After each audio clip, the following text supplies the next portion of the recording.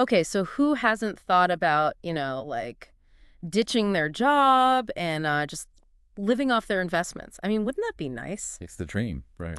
It is. And you actually sent in this really interesting chapter from a book all about living off your investments for, well, like the rest of your life.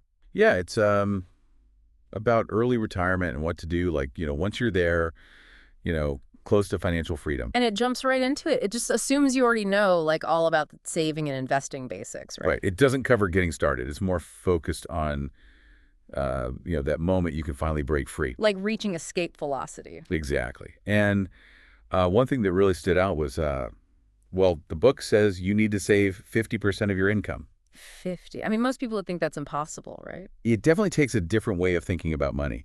But the book argues that, saving that much isn't just about retiring early. It's about, well, kind of changing your relationship with money. Like you realize you don't need a ton of stuff to be happy. So it's almost like getting mentally ready for a simpler life.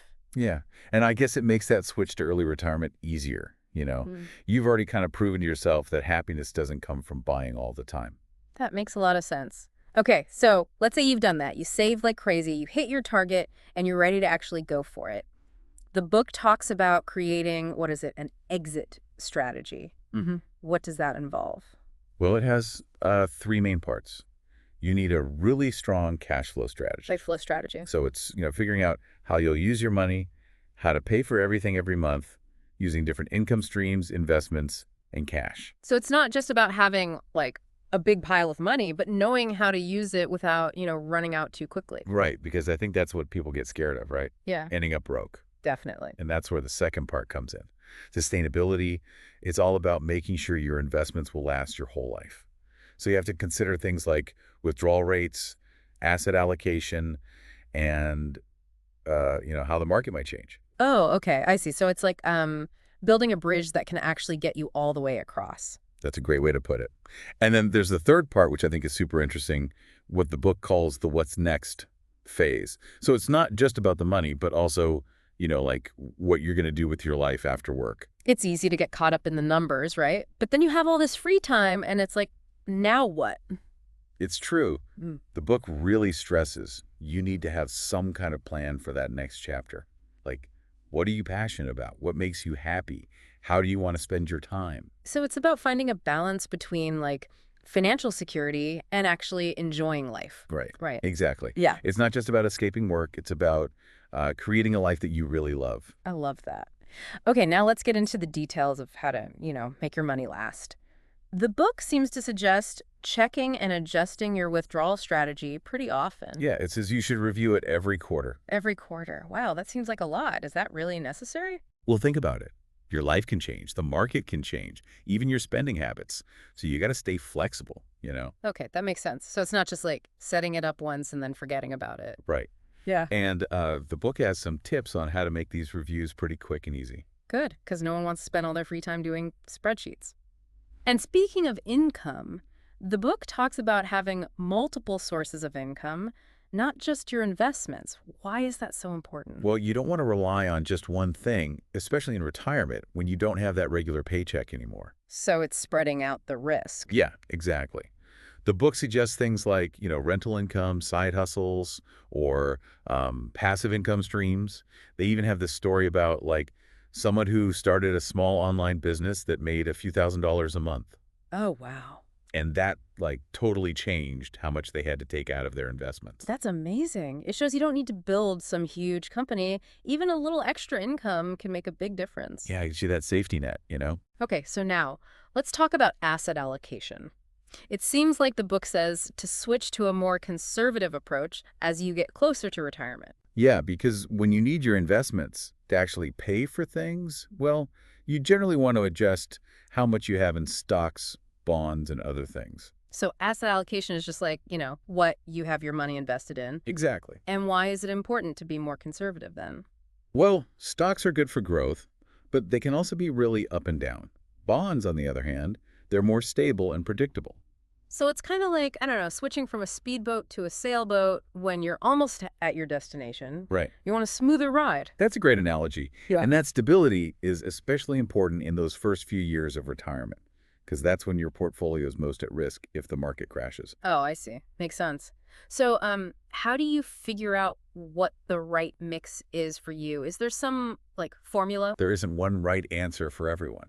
It depends on things like how much risk you're comfortable with, how long until you need the money, and your overall financial goals. Mm. But the book says it's really important to work with a good financial advisor. Oh, okay. They can help you figure out a plan that works best for you. So, getting professional help is key, especially for those big financial decisions. All right, now let's talk about something I've heard a lot about, the 3-4% rule. Oh, yeah, that's a classic. So it basically says you should only take out 3-4% of your investments each year in retirement. Right. It's meant to help you avoid spending your savings too fast, especially if the market goes down. I know there's a lot of debate about whether that's the right number. You're right, people disagree on it. What's interesting is that the book talks about this debate, but ends up leaning towards being more conservative. Why is that? Well, the author says that when you first retire, your investments are most vulnerable to something called sequence of returns risk. Sequence of returns risk. It sounds Yeah. complicated. It's actually pretty simple. Imagine you retire right before the stock market crashes. If you're taking out a big chunk of your money during that time, well, you could run out a lot faster than you thought. Oh, that makes sense. So taking out a smaller amount, like 3-4%, kind of protects you from that. Yeah, it gives your investments time to recover. It's like putting safety first. Exactly. It's about focusing on the long term. And the book really emphasizes that being cautious is super important, at least in those first few years of retirement. So you're saying it's better to be safe than sorry, especially when you're just starting out in this new phase of life. That's exactly what the book seems to be saying. All right, so we talked about that 3-4% rule and like why it's usually better to be more conservative with how much you take out, at least at first, right? But now let's get into the taxes, because nobody wants to pay more than they have to. Yeah, taxes are a big part of the whole thing. And the book has some pretty interesting ideas on how to, keep your tax bill down in retirement. We mentioned this a bit in the last part, but can you remind us what the book suggests about which accounts to take money out of first, to make sure you're being smart about taxes? Yeah, the book lays out a specific order, starting with taxable accounts. Huh. So that's things like your regular brokerage account, where, your investments aren't protected from taxes. Okay, so those first, before you touch your tax-advantaged accounts like your 401k or IRA, but doesn't that seem kind of backwards? I always thought those tax-advantaged ones were meant to be used first. It does, doesn't it? Yeah. But the thing is, those tax-advantaged accounts have all these rules, and you can get hit with penalties if you take money out too early. With taxable accounts, it's more flexible. You can use the money whenever you need it without worrying about those penalties. Okay, so in those first few years of retirement, it's about having that flexibility. But won't taking money out of taxable accounts mean you owe a lot in capital gains taxes? Not always. The book mentions a really cool tax break for married couples. There's actually a 0% capital gains tax rate up to a certain income limit. So if you're married and your income is below that limit, you might be able to take out quite a bit of those investment gains completely tax-free. Wow, that's awesome, especially for people in those early years of retirement when they might not have as much income coming in. Exactly. It's a great way to keep more of your money and make it last longer. So yeah, you use those taxable accounts strategically first, and then the book says to move on to the tax-advantaged accounts. Okay, so after the taxable accounts, what's next? Well, here's where it gets a little more complicated. The book gives a specific order for taking money out of those tax-advantaged accounts, and it's all about trying to keep your taxes as low as possible. All right, I'm all ears. What's the magic order? So they say to start with your traditional 401k or 403b, then your traditional IRA. After that, your HSA if you have one, then your 457b if you have one of those, and finally your Roth IRA and Roth 401k. Wow, that's a lot to remember. I'm guessing there are, like, tax reasons behind that specific order. Oh yeah, definitely. Each type of account has its own rules and like how it's taxed. For example, with Roth accounts, you usually wait to take money out of those because, well, the money you make from investments in those grows tax-free. Right, so you let that money grow as long as possible before you have to pay taxes on it. Exactly. It's about thinking long-term. And then the book also talks about how to manage withdrawals from those traditional 401ks and IRAs where you have to pay taxes on the money you take out. Okay, so how do you keep the taxes down on those?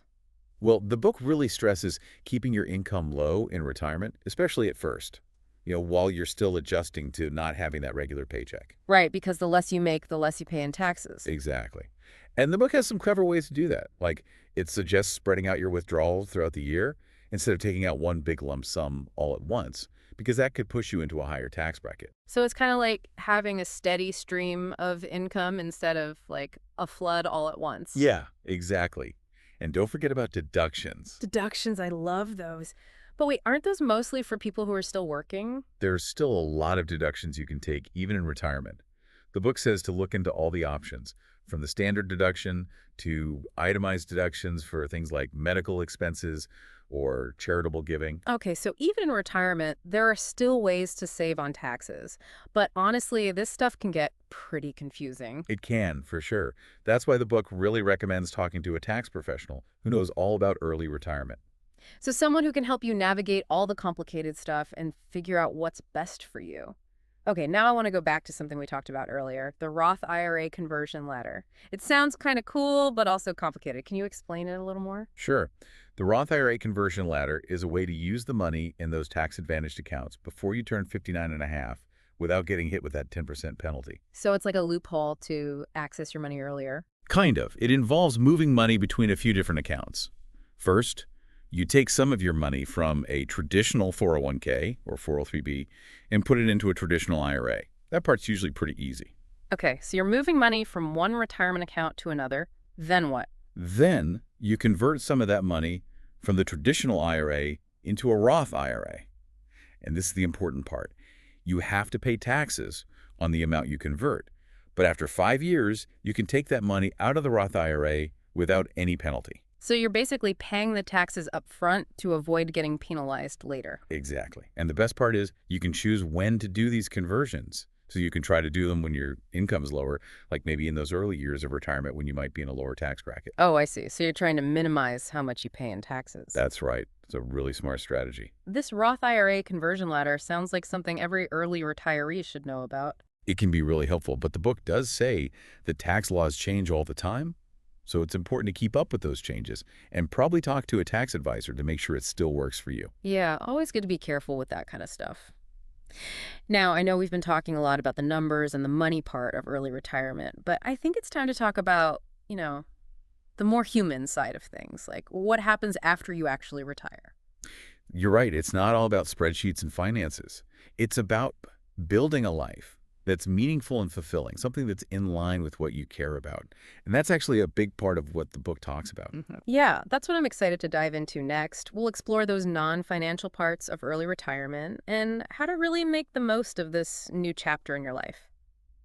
Okay, so for the last couple parts, we've been digging deep into the financial side of early retirement, like figuring out your exit strategy and all that tax stuff with withdrawals. But now I really want to talk about something I think is super important, maybe even more important, and that's like the mental and emotional part of retiring early. What happens after you actually quit your job? Yeah, I think people forget about that sometimes. They focus so much on the money part. It's cool that this book spends a lot of time talking about those challenges and adjustments that come up when you're not working anymore. Because it's not always easy, right? Yeah. Like there can be unexpected things that pop up. For sure. And I think one of the hardest things for a lot of people is just getting used to not having that routine of going to work every day. It's a huge change, Like for so long, work has been their purpose, their social life, even how they see themselves. And then, bam, it's all gone. Yeah, the book actually calls it retirement syndrome. Like, it's a real thing. People get bored, restless, they don't know what to do with themselves. Some even get depressed. Retirement syndrome, wow. That sounds serious. Is that really that common? It happens more than you'd think. It usually doesn't last forever, Mm. but it's good to know about it and be prepared, right? So what can people do to make that transition smoother and avoid feeling lost? Well, like we talked about before, it's really important to have a vision for what you'll do after you retire. What activities, passions, or hobbies will give your life meaning? Like you got to create a new plan for your life, right? One that's not all about work. Exactly. And it's not just about filling your time. It's got to be something you're really excited about, something that makes you feel good and like you're contributing. The book also talks about how important social connections are, right? Because a lot of times your work friends are your main social group. So when you retire, you can kind of feel isolated. Yeah, that's true. Humans are social creatures. We need to connect with others. So keeping up those relationships and making new ones is really important. But how do you do that when you're not seeing your coworkers every day? There are tons of ways. The book suggests things like getting involved in your community, volunteering, joining clubs or groups that you're interested in, and of course, spending time with family and friends. So it's about being proactive and finding those opportunities to connect with people. Right. And what about, keeping your mind sharp? Work makes you think. So it's got to be weird to not have those mental challenges anymore. Yeah, good point. The book has some good advice for that too. It says to never stop learning, to be curious and do things that make you think. So that could be anything from taking classes to learning a new language or even just reading more, right? Exactly. Anything that keeps your brain active. And, something else the book brings up is that even when you're financially independent, some people still worry about money. Really? So even when you've reached your goals, those money worries can still stick around. It's totally normal. We're kind of programmed to worry about money.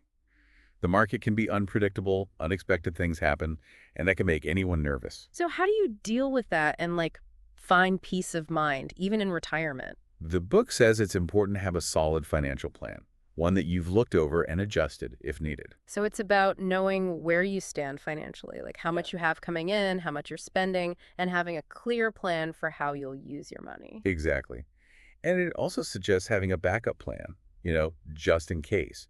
Like what if you have a huge medical bill or the market crashes?